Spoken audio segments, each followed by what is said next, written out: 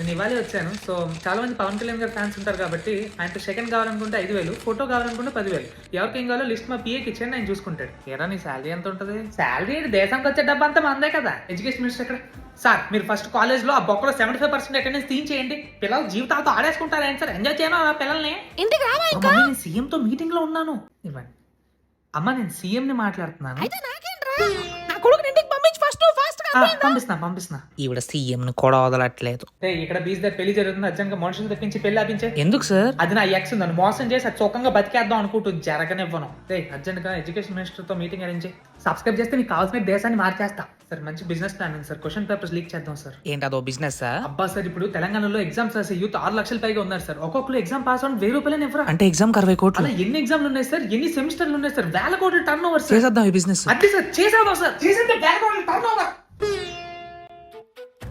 20 రూపాయలు తీసుకెళ్లి పెరుగు ప్యాకెట్ తీసుకొని రా. ఇలా అయితే 1000 కోట్లు ఎప్పుడు సంపాదిస్తాను?